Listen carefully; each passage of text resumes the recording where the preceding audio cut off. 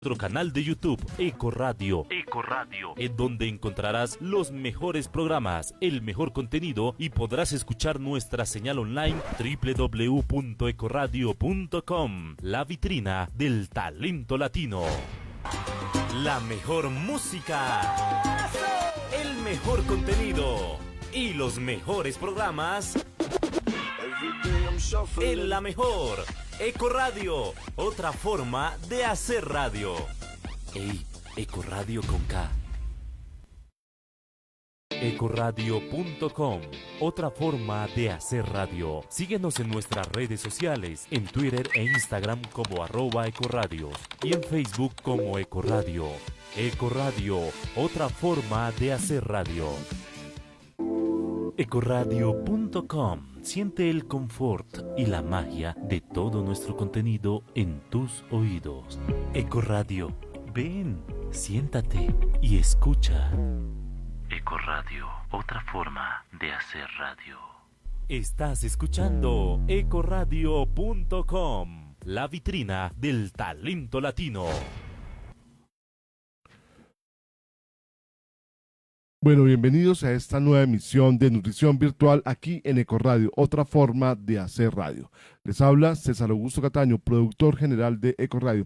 Hoy transmitiendo a través de www.ecoradio.com y estamos en la página de Facebook de Ecoradio y en la página de Facebook de Nutrición Virtual. Doctora Diana Patricia Bernal Cerón, nutricionista de la Pontificia Universidad Javeriana, bienvenida a su programa. César Augusto, muy buenos días. Doctor Pablo, muy buenos días. Qué muy bueno. Buenos días a todos ustedes. Qué rico muy buenos estar días. Nuevamente. Doctor, muchas gracias por aceptar este segundo programa con un tema súper importante, súper interesante, que yo sé que a todo el mundo le va a gustar y se van a informar muy bien de este tema. Bienvenido. Gracias a todos ustedes por la invitación, a los radioescuchas, por ese tiempo que nos van a dedicar, que seguramente vamos a hacer buen provecho de él. Claro que sí, pero entonces, como el tema es bastante complejo, yo creo que, César Augusto, empezamos ya con el tema. Sí, señora. No sé si tú lo quieres anunciar el tema, ok. Claro que sí. Hoy el tema es el síndrome metabólico. Doctor, eso en palabras de cristiano común y corriente, ¿qué es el síndrome metabólico?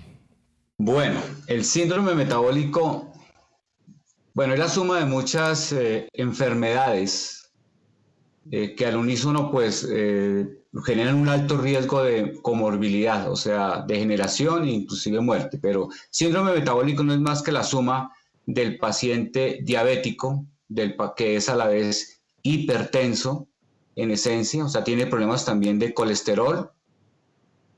En esencia son esas dos grandes enfermedades, o sea, describen un poquito más, pero en esencia pensemos en el paciente diabético y el paciente hipertenso con niveles altos de colesterol. En ese paciente vamos a pensar de una manera general del mismo síndrome. El tema es, pero ¿por qué ese tema es importante? Porque puede que hoy nosotros estemos pensando en la pandemia aguda del COVID, pero de muchos años para acá, más o menos unos 15 años, se está viendo el crecimiento de este síndrome en la población. ¿Por qué? Porque tenemos una población generalmente inactiva, o sea, la actividad física que sirve poco a poco, el incremento o el facilismo de la comida rápida, que es otro gran contribuyente a este síndrome. O sea, no comemos bien y tenemos poca actividad física. Son dos factores que están determinando lo que se ha denominado la nueva pandemia. Pues lo que ve uno es el paciente obeso. Ese paciente obeso de una u otra forma empieza a desarrollar una cosa que se llama hígado graso, o sea, empieza a acumular grasa en su hígado.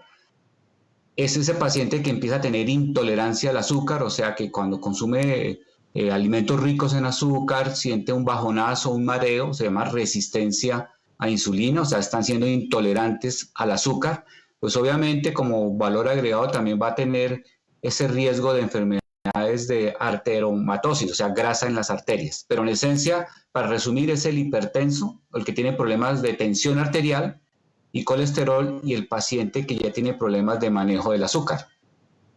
Eso en esencia es lo que tenemos que tener en cuenta en estos pacientes. Adicional, pues la poca actividad física. Es impresionante las cifras como han ido creciendo. En Estados Unidos ya estamos hablando que un 30% de la población hoy se puede considerar que tiene un problema de hígado graso. Pero lo que es más preocupante es que en alguna época nosotros pensábamos que era un problema ya de hombres maduros, hombres de 35, 40 años que ya estaban muy popochitos, que hacían poco ejercicio, amigos de Ronnie, mi amigo Ronnie McDonald, y pues obviamente el ejercicio solamente era el joystick de los juegos de internet. Pero lo que nos empezó a preocupar fue que ya en la población infantil, que eso me parece que hay que poner cuidado, de que haya niños, estoy hablando de niños de 8, 10, 11 años, que ya tienen diagnóstico de hígado graso. O sea, eso ya es una voz de alarma. O sea, que una mamá me traiga y me diga, doctor, es que imagínate que hicieron una ecografía por XY motivo y mi niño tiene hígado graso. Seguramente muchos les van a decir, no, eso no es ningún problema. Sí, claro, el hígado es bendecido. Se sabe que con el 1% del hígado puede vivir usted. Pero no se trata de eso, se trata de que ya es un niño que empezó a caminar por una enfermedad crónica devastadora. Estos niños, obviamente, empiezan a tener hígado graso y con el tiempo empiezan a hacer intolerancia al azúcar. El consumir bebidas azucaradas o comidas ricas en azúcar los empiezan a hacer intolerantes al azúcar. O sea, ya empezaron de una u otra forma a padecer lo que es un síndrome metabólico. Y puede que en este momento pues no pase el niño consentido gordito que todo el mundo quiere, pero si usted lo quiere ver en 25, 30 años, francamente ya es un paciente diabético, tiene un estado de hígado graso mucho más avanzado. Si lo quiere ver de 40, 45, pues yo ya estaría hablando que francamente ese hígado graso se sabe hoy puede cursar a cirrosis hepática. Era algo que nosotros no éramos muy conscientes antes porque decíamos que el hígado grande eran los borrachines, ¿no? O los que habían tenido contaminación por algún virus o en la población homosexual. Pero hoy se sabe que esa idea que teníamos como médicos de que el tema del hígado graso era de borrachines, entonces la primera pregunta la respuesta que le dan los doctores es que yo no tomo, es que ahora el tema ni siquiera es el consumo de alcohol, es un tema de la alimentación rica en grasas saturadas y rica en azúcares. Lo que hay que entender es que estas grasas saturadas y estos alimentos y ricos en azúcares pues tienen una función de preservar los alimentos industrializados. El azúcar, de cierta forma, protege contra la contaminación bacteriana, o sea, que el alimento no se infecte. Y el hígado y las grasas trans es el rico sabor, esa sensación que produce adictiva cuando tú comes una hamburguesa de mi amigo Ronnie o cuando te consumes un helado de, no sé, cualquier marca a la que ustedes quieran referir. Pero eso es parte del proceso de industrialización de la comida. O sea, industrializar la comida implica usar grasas saturadas e implica utilizar azúcar, porque eso garantiza la perdurabilidad de cierta forma de la alimentación. Pues obviamente el tema, para entender el título, y me acordé pues de una propaganda que en este es motivo de lucha, que es el jugo HIT. La pelea que están haciendo las agrupaciones de padres contra el jugo HIT es que ellos dicen que es de fruta natural. Yo digo, claro, lo único que tienen de fruta es la foto. La foto del paquetico. No tienen nada más de fruta. Si ustedes ven, y lo puedo sostener, es que la cantidad de fruta natural es ínfima. Eso es una vergüenza lo que trae fruta, pero lo venden como un producto muy natural. Yo entiendo el facilismo del kit caja por 6, es precioso para comprar, fácil de comprar y muy práctico para integrar a la lonchera. Pero muy cerca de él está mi otro amigo, el Gansito, de Ramo, pues es la lonchera típica, donde va un jugo HIT, pensando los papás que es fruta, y pues agregan cualquier otro producto a base de harina, una galleta, Gansito, bueno, lo que sea, lo que los papás me entienden. Entonces, si yo a mi niño le estoy dando esa alimentación y la doy, imagínate, de que entra a preescolar, y no olviden que estos alimentos generan adicción, porque es que vienen elaborados de esa forma. O sea, es como la adicción a la Coca-Cola. O sea, los mismos productos de alguna forma en su composición, así ustedes no lo quieran creer, generan adicción. Adicción a muchas cosas. Entonces es un niño que desde muy pequeño empieza a consumir esto y ahora sí entendemos por qué a los 11 años el niño ya tiene hígado graso. Entonces, como yo dije, del gansito al hígado graso. Perdón, dije el jugo hit al hígado graso. Cómo evolucionan a través de los años a lo que va a ser la pandemia del futuro. Tal vez ese era el tema principal, o sea, digo, bueno, voy a ser resistente a insulina, voy a tener hígado graso, voy a ser obeso, pero es que en la medida en que él camina, los riesgos son otros. El sobrepeso realmente es una pandemia a nivel mundial y te aseguro que tiene mucho más de causas de muerte que el mismo COVID. Lo que pasa es que ya se vuelve un tema común, pero encontrar usted un profesional a sus 30 años haciendo curso de diabético, para mí es muy triste. No, y lo ven de la forma más natural. Y sobre todo, doctor, hasta ahí. Doctor, subir de peso es muy fácil, bajar es muy complicado. Es decir, yo que soy un gordito especializado y que me estoy cuidando, la verdad uno sí siente cambios cuando comienza a tener una vida más saludable, pero bajar de peso, bajar 1 kilo es muy difícil. Es decir, realmente yo la mejor recomendación que puedo quiero invitarlos a todos a que pensemos qué estamos comiendo. Doctor, una pregunta. Claramente la vida rápida, la vida complicada, las ocupaciones hacen que obviamente el tiempo que uno le dedique para preparar una lonchera, para preparar un almuerzo saludable, pues sea menor. Ni decir de los que tenemos que comer muchas veces por fuera de la casa, pues ya nos estamos enfrentando a un mundo muy complicado. Pero digamos, ¿qué recomendaciones iniciales habría para uno poder empezar a cambiar de hábitos? Y aprovecho para saludar a las personas que se van conectando a través de nuestra transmisión, a través de Facebook Live. Jessie Otero Trazovar, es una oyente asidua de nuestro programa, nos pregunta: doctor, por favor, una pregunta, ¿qué recomiendas comer si tengo síndrome metabólico? Entonces se complementa con la pregunta que acabo de hacer yo, doctor. Bueno, primero que todo, yo digo que el mejor alimento es el que uno prepara. Tú lo preparas con amor, porque obviamente vas a seleccionar y a tratar de seleccionar lo mejor. Tal vez el sueño que compartimos con la doctora es que a la gente hay que reeducarla y enseñarle a preparar sus alimentos.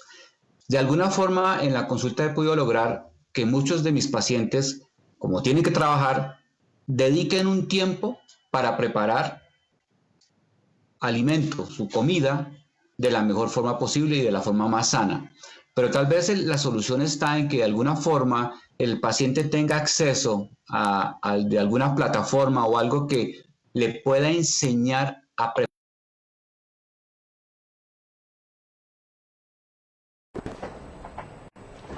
Porque yo entiendo que ponerse a aprender la olla pitadora a las 4 de la mañana no creo que sea muy conveniente, pero sí debe haber alguna forma, ¿cierto?, de que pueda preparar alimentos sanos. Y si tú miras de algún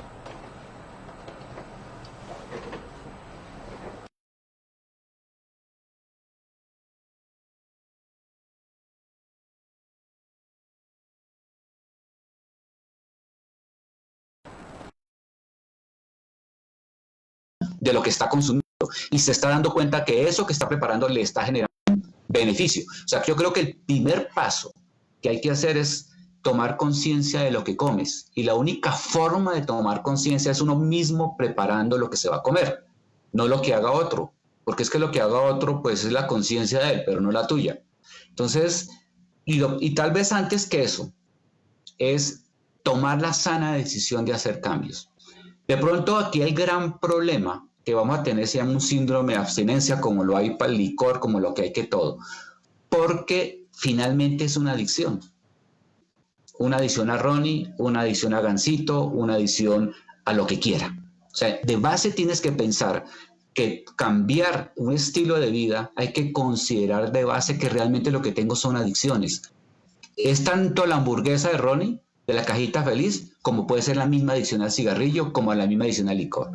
¿Por qué? Porque lo que se sabe en estos pacientes, ahora voy a hablar un poquito de fisiología y si se aburren me dicen, es que en esencia lo que sucede en el paciente adicto es que los niveles de neurohormonas como la dopamina que es la que maneja la sensación de placer, de que estoy bien, está disminuida. Al estar disminuida es un disparador de ansiedad que solo puede ser compensado por adicciones. O sea, y no solamente estoy hablando de uno de los tantos neurotransmisores, habría que trabajar dopamina, que trabajar oxitocina, porque si tú ves, curiosamente, nosotros estos adictos son de un genio parejo, ¿cierto? O sea, su capacidad de tolerancia se pierde. O sea, si usted le va a quitar el Ronnie, pues le hace la berrieta a ese niño. Pero no es porque él sea así, es que hay un desbalance neurobiológico que hace que él se mantenga adicto. O sea, tal vez lo primero que tenemos que corregir es la adicción. Y la adicción se puede corregir, y en eso doy gracias a la vida que me ha permitido estudiar homeopatía, porque si en algo la homeopatía funciona en la esfera mental, ¿sí?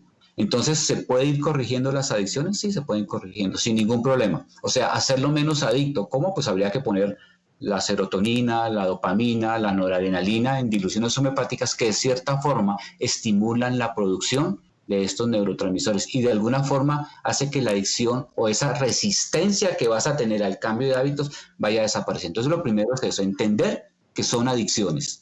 Segundo, que esa fortaleza que debes tener tú en este momento, porque aseguro que luchar contra la adicción se necesita una fortaleza impresionante, es, si vamos a hacer cambios de hábitos que sean orientados por personas que me eduquen de una forma rica, como digo yo, que le coja amor a lo que voy a comer. Yo lo que sí les quiero decir de entrada es que yo no comparto los extremos. Yo no creo en los veganos, porque enferman peor. Con todo el respeto que me mereces, mi posición y la puedo sustentar, ¿cierto? Es aprender a comer rico y de manera balanceada.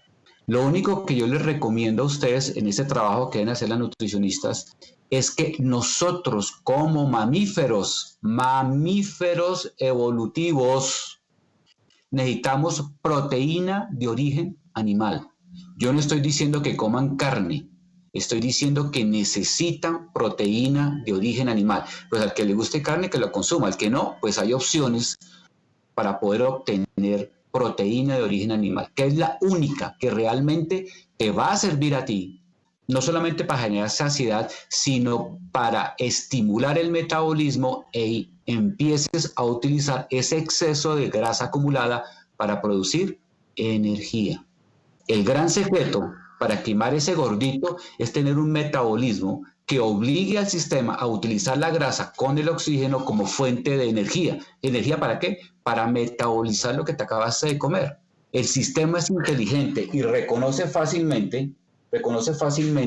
la proteína de origen animal. Doctor, entonces me acaba de llegar una pregunta por el chat de la transmisión en www.ecoradio.com y efectivamente me preguntan, bueno, si no es la carne, entonces ¿cuáles son las proteínas animales que también se pueden consumir? Porque entonces aquí el que no sabe, pues obviamente, bueno, ¿qué consumo? Bueno, pues la doctora sabe más del tema, pero proteína animal de una excelente calidad es el huevo. Y dejen de pensar que eso produce colesterol. No. Bueno, si lo acompaño con chorizo, ¡pum!, se sube el colesterol. El doctor se parece que se nos desconectó. Total. Doctora Diana, Se parece que el doctor desconectó. se le cayó la llamada, parece. Podríamos Sí. ir comentando lo que él nos ha presentado hoy, que me Sí. parece que es una información Claro muy que importante. sí, César. Es bien importante. Una de las cosas que se debe hacer, de las primeras cosas que se debe hacer, y yo lo practico cuando dicto las conferencias o en consulta, es educar. Pero educar, en mi caso, a mí me gusta educar la mamá. ¿Por qué la mamá? Porque la mamá es la que hace el mercado. La mamá es la que ordena qué se cocina cuando hay una persona que ayude en la casa con la elaboración de los alimentos. Entonces, si yo educo la mamá, educo toda una familia. Entonces, estoy previniéndole enfermedades a todo un grupo familiar. Obviamente, la persona que viva sola, pues es distinto, pero estamos hablando del núcleo familiar. Es muy importante enseñarlos a comer calidad y no cantidad. Comer algo que los nutra, no que los llene, que nutre el organismo y no que calme esas ganas de estar comiendo. Porque lo que decía el doctor, estos alimentos son adictivos. Entonces el que está comiendo el paquete de papas se lo baja todo. y no se da cuenta y puede comerse un paquete grande de papas y si lo acompaña con platanitos y con chicharrón. Y de esto no estoy diciendo que nunca se pueda comer, porque tampoco soy amiga de los extremos, pero hay papás que en las loncheras les mandan a sus hijos todos los días el juguito Hit, el gansito que dice el doctor, o si no el chocorramo o el Bueno, pero el ponquecito chocorramo hay gala, que bueno, decir que ya lo sacaron dietético, ¿no? Porque ahora está mucho más pequeño. no, de todas maneras, todos los días está comiendo lo mismo y sumándole un paquete de papas o de chitos o de todo rico, pues obviamente es un niño que va a crecer con muy malos hábitos de alimentación. Entonces, hay que educar la familia. ¿Cómo se puede prevenir estos malos hábitos de alimentación? Con el ejemplo. ¿Y cómo es el ejemplo? En familia. ¿Cómo se debe introducir la cantidad de verduras, de hortalizas, enseñarle a comer a ese niño desde pequeño, desde cuando inicia su complementaria? Ahí es donde empieza la nutrición, la educación nutricional en una familia. Cuando la mamá o la persona encargada de ese bebé que empieza su alimentación complementaria le da una orientación a la persona que lo cuida o si es ella misma de iniciarle con alimentos saludables, saludables. Doctora Diana, Entonces ahí se inicia me llega un comentario, la educación. me llega un comentario a Señora. través de nuestro chat de la página web de Ecoradio. Creo que esto viene desde Perú, porque la bandera es de Perú. Nos preguntan, bueno, normalmente uno en la semana se puede cuidar, pero uno normalmente el domingo sale con la familia a almorzar y obviamente en esa salida a almorzar uno se antoja de cosas que no son tan santas. Entonces supongamos no se va al asadero y se come una buena porción de carne con papa, con ají, con guacamole. Bueno, lo estoy poniendo en términos de Colombia y se come un postre. Si eso se hace una vez a la semana, ¿eso estaría tan mal o cómo sería el manejo de esta situación? Porque uno efectivamente en los fines de semana uno peca. Ok, bueno, tengamos en cuenta que la persona que está preguntando no tiene problemas de triglicéridos, no tiene problemas de diabetes, no está prediabético, no tiene problemas de colesterol, ni tiene problemas de peso. Entonces, cada 8 días, cada 15 días uno se puede dar como su gustico, su pecadito, como digo yo, pequemos un poquito, porque el que reza y peca empata, pero entonces para empatar, pues la semana siguiente a ese fin de semana que ha comido más de lo que debería consumir sanamente, hacer un poco más de ejercicio, su alimentación que sea muy basada en cosas naturales. Entonces son a los pacientes que yo les digo o a las personas que les digo, consuma esa semana más bajo en calorías, más aporte de verduras, más aporte de hortalizas y esto compensa un poco. Y no quiere decir de que no pueda uno comer de vez en cuando este tipo de comidas, o sea, pecar, el postrecito y todo, pero si tú puedes comer más saludable, pues hacerlo. Ahora, la persona que tenga una patología, pues ahí sí se lo pongo más difícil, porque tiene que ser disciplinada. La persona que tiene hígado graso, la persona que tiene una dislipidemia mixta, entendiendo por dislipidemia mixta el colesterol alto, los triglicéridos altos, pues no puede irse el fin de semana a comerse el sancocho de plátano, yuca, papa, arroz, arracacha, mazorca y fuera de eso de postre se mande un arroz con leche o arequipe o cosas así. ¿Por qué? Porque esto le está afectando su problema que tiene en esos momentos de patología, esa enfermedad que tiene. Bueno, si está con alguna patología, tiene que ser disciplinado. Sí, así ya tenemos nuevamente el doctor sencillo, Juan. tiene que ser disciplinado, Sí, pero pena. ya nos pudimos conectar con el doctor. Sí, hace el doctor Juan Pablo nuevamente. Les recuerdo que estamos transmitiendo a través de www.ecoradio.com. Estamos también a través de Facebook de Ecoradio y de Nutrición Virtual. Si ustedes desean pedir una consulta en Nutrición Virtual, es muy fácil. Simplemente ahí está apareciendo en el generador de caracteres el número de celular de WhatsApp al que ustedes pueden llamar. Estoy esperando a que me pase aquí la copialina para darlo nuevamente. Les recuerdo que el tema de hoy es síndrome metabólico y este es un programa en el que estamos preocupadísimos y estamos trabajando para prevenir y para que todos aprendamos a prevenir y tengamos una vida más sana. Entonces la cita la pueden pedir al siguiente número. Las citas son virtuales a +57, que es el indicativo en Colombia, 319-750-552. Adelante, doctora Diana. Doctor, Señora. como hemos hablado, el síndrome no es una enfermedad como tal, es el conjunto de varias enfermedades. La persona que tiene síndrome metabólico, entonces ya sabemos que puede ser diabética, es hipertensa, puede estar con obesidad, puede tener una resistencia a la insulina, ¿cierto? Puede tener un hígado graso, una esteatosis hepática, o sea, un hígado graso. Pero yo quiero preguntarte específicamente el síndrome metabólico, ¿cómo está asociado con la hiperuricemia, es decir, el ácido úrico alto? Porque he visto muchos casos de pacientes que tienen síndrome metabólico, pero asociado también al ácido úrico alto.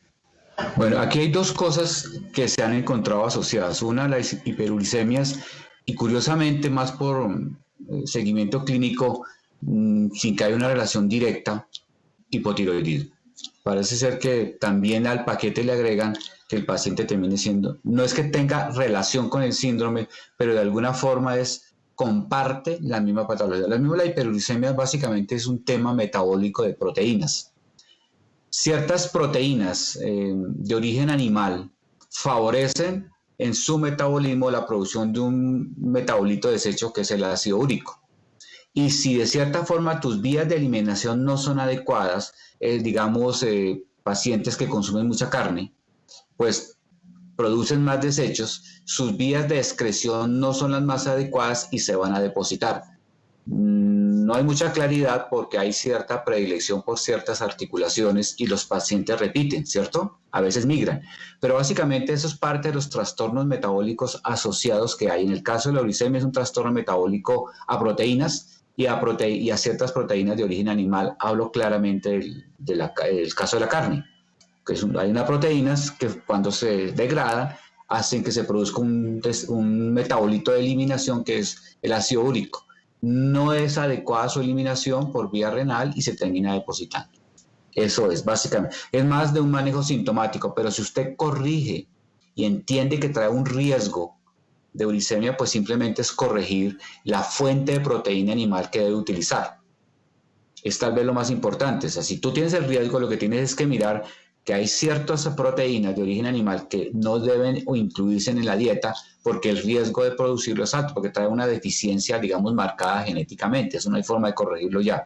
Pero sí hay que prevenirlo. ¿Cómo? Pues no dando la fuente que produce el ácido úrico.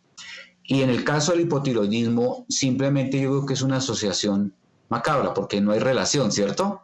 Sino curiosamente todos estos pacientes, el 50-60% también tienen ya un trastorno importantísimo que es hipotiroidismo. Eso de por sí hace que su metabolismo sea lento. Eso sería un agravante, hablamos más bien que sea un agravante el síndrome metabólico cuando este paciente además tiene problemas de tiroides. Pero eso, como comentaba la doctora, son dos cosas que uno a veces empieza a notar que aparecen asociadas sin ser parte del síndrome metabólico. Ok, y también ahí con relación al síndrome metabólico, vale resaltar las personas que endulzan con fructuosa. Este es un endulzante muy económico, pero es lo peor que pueden hacer, endulzar con la fructuosa, el jarabe de maíz y todo este tipo de cosas, porque estos son precursores para que también se aumente el ácido úrico, no solamente proveniente de purinas, de alimentos cárnicos, sino también de otros alimentos diferentes a productos de origen animal. Es importante lo que comenta la doctora porque es que la fructosa termina siendo glucosa, azúcar. ¿Sí soy claro? O sea, esas fantasías que tenemos de los dietéticos, yo casi digo al paciente, yo prefiero que consuma lo no dietético a lo dietético. Créanme. Los dietéticos vienen también para generar adicción porque eso es un negocio mundial. El endulzar con ciertas fuentes, pues realmente producen lo mismo y cada vez se estudia más que finalmente son adictivos también. Tal vez lo único que yo he visto, es decir, que con qué otras alternativas se podía endulzar. Tal vez la que he encontrado más razonable es el agave. El agave, que es este azúcar de las pencas con la cual hacen el tequila. ¿Por qué voy a hablar del agave? Porque el agave no, tiene doctora, una ahí cosa sí que me quedo llama... con el tequila más bien. Bueno, pero ¿por qué les voy a hablar del agave? Porque el agave es un azúcar de liberación lenta. O sea, su conversión en azúcar es lenta, ¿cierto? Mientras que una fructosa se vuelve glucosa de una manera muy rápida, o sea, un azúcar es de liberación rápida. Si sabes de las cosas que uno recuerda, es que el paciente en esta condición los azúcares o la fuente de azúcar deben ser de liberación media o larga, o sea, que no se liberen rápidamente, no se conviertan rápidamente en azúcar, sino que lo traten de hacer de manera lenta. Por eso es que se habla que el agave inclusive es un producto que se puede recomendar en pacientes diabéticos, porque su conversión en azúcar es lenta. ¿Soy claro en ese concepto? Cuando tú das una fructosa, la conversión es entre la primera y la segunda hora. Cuando tú tienes un agave, la conversión se hace entre la tercera y la cuarta hora de haberse consumido. Y de cierta forma casa muy bien con la mayoría de las harinas que consumimos, que son de liberación lenta, como el arroz, la papa, ¿cierto? Porque hay que ver que esas harinas que hacen parte de la alimentación no son tan malas, porque son de liberación, se convierten lentamente en azúcar. Por eso es que la avena se recomienda mucho, porque ella se convierte lentamente en azúcar. Pero si usted coge una fructosa, pues eso es casi como consumir azúcar, ¿no? Doctor, y tenemos un producto en Colombia que es un producto nacional, que es la panela. Yo creo que vale la pena dedicarle un momento a entender la panela, porque es un producto que consumimos muchísimo, pero ¿cómo sería cómo sería la mejor manera de consumirla? Porque efectivamente es azúcar, pero ¿qué podríamos decir de la panela? Esa pregunta de pronto se la voy a dejar a la doctora porque en mí genera mucho conflicto todavía, ¿cierto? Sí, dicen que la panela es más saludable, pero no la entiendo todavía. Okay. La panela, o sea, si vamos a consumir el azúcar como tal, ya sea el azúcar morena, light, blanca, es lo mismo. O sea, la panela, después de sus procesos de absorción, digestión, bueno, todo esto se va a convertir en lo mismo. La panela tiene fructosa. Lo adicional de la panela es que tiene unos valores agregados como son el hierro, tiene calcio, tiene vitaminas del complejo B, tiene fibra, ¿sí? Pero tiene fructosa, igual que, doctor, me disculpa, igual que el agave, tiene fructosa. Entonces, todos estos endulzantes naturales van a contribuir a aumentar triglicéridos, si es en exceso, pues obviamente el hígado graso y todo lo que estamos hablando hoy del síndrome metabólico. Entonces, la panela, muchas personas dicen, no, yo endulzo con panela. Está haciendo exactamente lo mismo porque en el organismo se va a convertir en una glucosa, en un azúcar. Entonces, tiene valores, como les digo, agregados, pero van a hacer el mismo efecto de la panela. En este caso estamos hablando de personas que no hacen deporte con frecuencia, pero es una situación diferente para una persona que hace deporte con mayor frecuencia y hace deporte de alto rendimiento. Claro. ¿Cómo funcionaría ahí? Sí, no, lo que tú comentas, o sea, la pregunta que, vale, nosotros necesitamos glucosa para parte del metabolismo, sí, claro, nosotros necesitamos glucosa, eso es un hecho, se necesita porque es parte del metabolismo.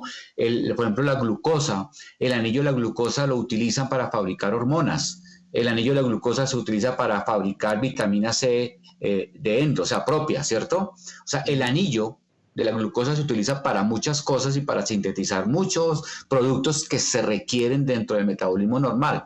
Tal vez la claridad que yo quiero hacer es la velocidad con que lo que se consume se vuelve glucosa, ¿cierto? Ese es tal vez el tema en el cual yo me centro más. O sea, nosotros necesitamos glucosa, claro que necesitamos glucosa, es parte del metabolismo, se utiliza para muchas cosas, ¿cierto? La pregunta mía es, o el planteamiento mío es, ¿cuál es la mejor condición? ¿Productos de liberación rápida, o sea, se convierten rápido en glucosa, o productos de liberación media o prolongada que se conviertan en glucosa? Yo soy más de la escuela que las fuentes que producen glucosa, que van a producir glucosa, sean fuentes de mediano y larga, o sea, que se demoren bastante, o sea, que no sea tan rápida, o sea, que no se produzcan en la primera o segunda hora después de consumidos, que se produzcan o se vuelvan digamos, de la tercera a la cuarta hora, por un tema metabólico fundamentalmente, porque si tú me preguntas, ¿la avena termina siendo glucosa? Sí, claro.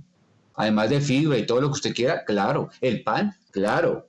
¿Sí ves? Entonces, dentro del tema del metabolismo, yo considero que si usamos fuentes de azúcar de mediana y larga data, es preferible que los que producen glucosa de forma rápida.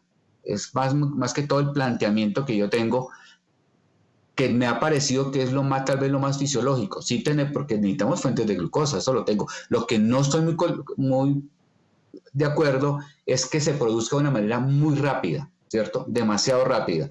Prefiero que sean de mediano o largo plazo. Es tal vez la aclaración que quiero dar, ¿no? Ahora, entonces, okay. sí. Doctora Diana, no, es que me llegó una pregunta. Perdón, antes. Aquí también me llegó. No bueno, te preocupes, César, tranquila. Jessy Otero Trasovales, como estamos hablando de qué se puede comer, con qué se puede pecar, ella nos pregunta, doctora, ¿qué se puede comer si uno quiere pecar? Yo diría que hay que pecar y rezar al mismo tiempo para empatar, ¿o no? Si uno pecó, lo que usted decía hace un rato, si va el domingo y pecó con algo, la siguiente semana trate de no comer así y haga ejercicio. Es lo que yo he comprendido, ¿no? ¿Ustedes qué dicen, doctora y doctor? Sí, totalmente de acuerdo, totalmente de acuerdo. O sea, Jessy, gracias por estar con nosotros en cada programa, gracias por tu atención y por tus mensajes que nos envías en los programas. Bueno, lo primero para evitar un síndrome metabólico es saber comer calidad más no cantidad. Segundo, reducir las grasas saturadas, las grasas trans. Las grasas trans no solamente están en las grasas, como se tiene la concepción de que solamente las grasas, también están en los paqueticos, en las papas y en los boliquesos y todo esto tiene mucha grasa trans. Esa grasa trans es la que se pega a tus arterias, Jessy. Entonces, uno, cambiar hábitos de alimentación consumiendo calidad y no cantidad. Dos, disminuyendo grasa trans, grasas saturadas, frituras, como dice el doctor, allá donde el amigo Ronnie, bueno, el de McDonald's, hacer ejercicio, consumir un buen aporte de fibra proveniente de verduras, de hortalizas, de frutas, pero tratar de que estas verduras, estas frutas, hortalizas en lo posible sean crudas, o sea, sean lo más sana posible, que no tengan tanta cocción si se pueden consumir crudas. Un ejemplo, las espinacas, si tú las lavas muy bien y esto, tienen mayor aporte en crudo que cocinadas. La zanahoria de igual manera. El brócoli no someterlo hasta que quede ya casi negro. ¿Por qué? Porque yo lo he dicho varias veces y eso es así. Hay vitaminas termolábiles que se pierden con la cocción. Entonces, en lo posible, entre más fresco y natural consumas, mucho mejor. Tener un buen peso, ¿sí? Evitar llegar a un sobrepeso y es muy fácil saltar del sobrepeso a la obesidad. Entonces hay que disminuir eso. Tener un buen aporte de, ¿cómo se llama esto? De carbohidratos, ya sean carbohidratos simples o sean carbohidratos complejos. Donde yo estoy hablando de carbohidratos simples, la panela, el azúcar, el arequipe, los chocolates, las gomitas, todos estos dulces son carbohidratos simples que son los que debemos evitar consumir en exceso. Vuelvo y repito, yo también soy amiga, como dice el doctor Pablo, de no irnos a los extremos. No, jamás me comeré una gomita, jamás me voy a comer un chocolate, no, pero hay que saberlo hacer. Los carbohidratos complejos, ¿cuáles son? Los que se retardan su absorción y son aquellos como la papa, el arroz, la pasta, la yuca, el ñame, la racacha y todos los procesos derivados de ellos. O sea, las harinas que se llaman, que mucha gente habla de carbohidratos como harinas, pero realmente el término es carbohidratos. Harina es el proceso que sufre el alimento para llegar a una pulverización. ¿Okay? Eso, Jessy, básicamente es lo más importante. Adicional a eso, con lo que te acabé de mencionar, tener una mente alegre, saludable, positiva, proactiva, ¿sí? Y un buen sueño. El sueño también es vital para tener una calidad de vida. Doctora Señor. Diana, me llega también otra pregunta porque el doctor Señor. inició el programa diciendo que la pandemia, la pospandemia va a ser todo este tema del síndrome metabólico y yo creo que ya lo estamos viendo, es decir, tantas personas que somos obesas, que estamos gorditos, yo creo que ya es una realidad, doctor. Eso significa, ya se nos está yendo el tiempo, pero me gustaría, doctor, que redondeáramos la gran recomendación de lo que debemos hacer para no caer en esa nueva pandemia, porque efectivamente usted está aprendiendo las alarmas hoy acá en Nutrición Virtual. Bueno, lo primero, la alimentación, como lo ha planteado la doctora, debe ser lo más equilibrada y lo más sana. Cuando hablo de sana es que no haya excesos, es que lo que realmente daña son los excesos. Entender que si uno prepara sus alimentos, su alimentación va a ser de mejor calidad. No quiere decir que una vez a la semana podamos pecar, pero es una vez a la semana. Ahí no hay exceso y los sistemas antioxidantes están dispuestos a hacer esa eliminación. Entonces, lo primero es tomar conciencia de que debemos consumir alimentos lo más natural posible, como es volver a la plaza mercado, como digo yo, bueno, si lo quiere hacer en Carulla, lo puede hacer en Carulla. Tratar de que usted mismo prepare sus alimentos, porque esa condición va a hacer que es el primer paso para que usted se alimente mejor. Segundo, entender que en ese proceso de hacer un cambio de alimentación va a tener que luchar usted mismo contra sus adicciones. Ese es un trabajo que de alguna u otra forma la doctora, o si lo sean conmigo también, es cómo vamos a manejar, cómo le vamos a ayudar para que fácilmente pueda dejar sus adicciones, que es el eje central del síndrome metabólico. El síndrome metabólico no es más que una suma de adicciones.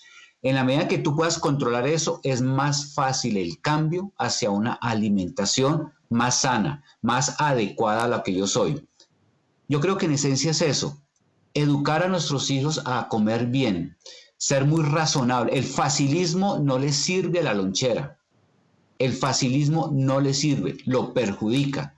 Es con todo respeto. Si no lo hacen con sus hijos, están formando adictos que tarde o temprano van a caer en la tentación de la comida fácil. No puede ser la vida comida fácil todos los días.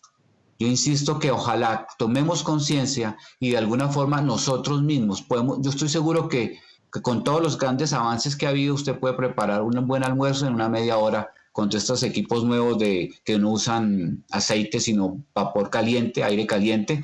Tú puedes preparar unas verduras, puedes preparar una proteína, la que más te guste, puedes prepararte un jugo que si lo deseas tomar o simplemente tomas café o agua con limón de sobremesa. No hay disculpa, no entendería que no hay disculpa para que cada individuo no pueda preparar sus alimentos. Yo creo que el primer paso es eso. Si tú preparas lo que comes, no recuerda que uno es lo que come. Lo que come. Doctor, una pregunta. Aquí la hacen desde Boston. A ver, pregunta. Doctor, ¿cuál es la diferencia entre resistencia a la insulina, la prediabetes y la diabetes para llegar a un hígado graso? Gracias.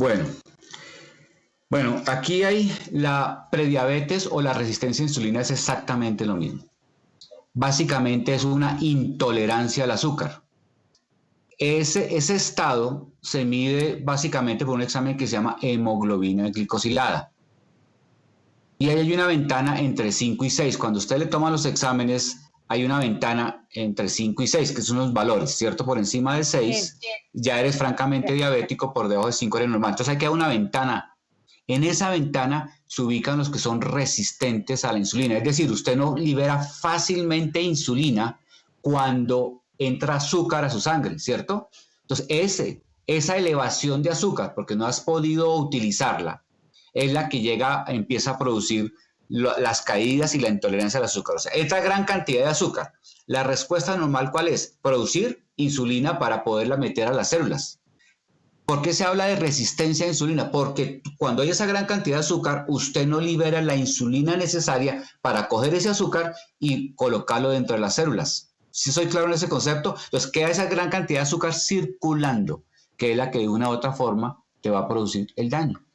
Eso se llama resistencia a insulina y eso se mide por una hemoglobina glicosilada. Es un examen muy sencillo, se lo pido a todos los pacientes porque no siempre la glicemia en ayunas muestra la verdad, ¿cierto? Mientras que una hemoglobina glicosilada te muestra el historial de las últimas 2 semanas de cómo se ha comportado el azúcar. Es la medida precisa para saber en qué estoy. Si estoy, porque recuerdo, el primer paso es hacerse intolerante al azúcar, o sea, no soporto grandes cantidades de azúcar y eso me produce el mareo y el bajonazo. Por eso es un error, doctor, la gente que tiene, que se le bajó el azúcar, o que viven con dolor de cabeza y no, tome agua con azúcar. Una vez puede pasar, pero que ya lo cojan de costumbre, el agua con azúcar no es bueno, no es recomendable hacerlo, porque están contribuyendo a hacer más daño que beneficio. Doctor Juan Pablo, Señor. nos llega una pregunta a través del chat de Ecoradio. Nos preguntan, bueno, ¿y el estrés, cómo manejarlo para que no nos produzca los estados de ansiedad que nos genera muchas ganas de comer? Bueno, ya dio la pregunta que es estrés. Nosotros tenemos un proceso fisiológico que es adaptación a estrés. Cuando hay estrés, todo el sistema simpático y parasimpático se mueve para adaptarnos a esa condición. Lo primero que uno nota con la enfermedad es que pierdo tolerancia al estrés. ¿Por qué? Porque en esencia fue lo que hablamos la vez pasada, hay un estado inflamatorio crónico. Tú no tienes capacidad de respuesta. Entonces, que el estrés, claro, el estrés que va a estimular, tratar de preservar mayores niveles de azúcar intravascular. Es una respuesta fisiológica. Pero lo más grave no es tener estrés, porque tú tienes estrés, acuérdese del perrito pincher, ¿no? Pues usted lo golpea o le ladra, lo que sea, pero el problema es que el perro pincher lo persiga todo el día. Eso ya no es normal. O sea, el estrés siempre va a estar. Nosotros es adaptarnos al estrés. Movernos con los sistemas neurovegetativos y adaptarnos. Lo que pasa es que cuando tú pierdes esa condición de adaptación es que aparece la enfermedad y el primer síntoma se llama fatiga crónica. Y en el trabajo se ve como bajo rendimiento laboral, causal de despido. Los estudios que hay grande en bajo rendimiento laboral, deducido por fatiga crónica y mala respuesta al estrés, es fácilmente el 40% de los despidos tienen origen en esa pérdida de adaptación a estrés por bajo rendimiento laboral. Es un estado de estrés oxidativo generalizado, lo que hablamos la vez pasada. Ya no tengo cómo responder ante esa circunstancia de estrés. ¿Sí, claro? Clarísimo. Bueno, doctora, el tiempo se nos fue volando con este programa. Siempre los programas cuando tenemos al doctor Juan Pablo, pues se pasan volando porque hay mucha información importante. Doctora, hacemos el cierre. Doctor Juan Pablo, ¿con qué mensaje para cerrar el programa de hoy? No olviden, si ustedes no cambian sus hábitos frente a sus hijos, del gansito al síndrome metabólico, se los garantizo en 20 años. Totalmente de acuerdo, doctor, totalmente de acuerdo. Y para los que nos están escuchando, tengan la alerta hoy con lo que hablamos en el programa, con lo que el doctor, la información que nos trajo. Si usted es de las personas que está con problemas de peso, sobrepeso, obesidad de algún grado 1, grado 2, grado 3, mórbida, tiene hipertensión, tiene problemas de colesterol o de triglicéridos o de los dos, es una alerta. Acuda al médico, acuda al profesional de la salud para que lo pueda ayudar, para que empecemos a bajar con el peso y así de esta manera, bajando de peso, empiezan a bajar todos los niveles para evitar caer en un síndrome metabólico y que se complique cada vez más. Entonces, no lo dejen en un saco roto, este programa, esta información, y ténganlo presente. Si tengo por lo menos 3 de las enfermedades que nombraron en el programa, póngale pilas a la salud, póngale pilas a educar sanamente a su familia. Señor. Doctor Juan Pablo, ¿en dónde lo pueden ubicar si quieren hacer una consulta con usted, doctor? Bueno, yo estoy en el edificio Plus 127 en Bogotá. El Plus 127 queda en la calle 127, número 2016, contiguo a la clínica pediátrica de Colsanitas. Es ahí queda el núcleo. en el 212. Si me permiten, el celular es 315 nuevamente, 2818. Para mayor facilidad, si quieren, escríbanme por WhatsApp, porque a veces estoy en consulta, pues no puedo contestar el teléfono, pero si me escriben por WhatsApp, créanme que siempre les contesto. Excelente, doctor. Bueno, entonces este programa ha sido muy importante. Les recuerdo que si ustedes también desean una consulta a través de Nutrición Virtual, estas consultas son virtuales, pueden hacer desde cualquier parte del mundo. La doctora Diana Patricia atiende 24/7, no tiene problema. El teléfono es más 57 319 7050 552. Bueno, doctor Juan Pablo, de verdad, muchas gracias. Doctora Diana, muchas gracias. Un programa que seguimos dando un mensaje de prevención, de alerta para que nos cuidemos y tengamos una vida mejor. Yo efectivamente que estoy ya en tratamiento con nutrición virtual, insisto, el ejercicio hace la diferencia. Realmente el ejercicio nos ayuda a lo que usted decía, doctor, a dejar a un lado nuestras adicciones en los temas de comida. Doctora Diana, doctor Juan Pablo, muchas gracias. Muchas gracias a ustedes, doctora. Muchas gracias a todos. Muchas gracias por su tiempo. Muchas gracias. Bueno, que estén muy bien. Los esperamos nuevamente con este programa que pasa todos los jueves a las 11 de la mañana, hora Colombia, aquí en www.ecoradio.com. Y no olviden, Ecoradio es otra forma de hacer radio. Chao, chao. Chao, chao.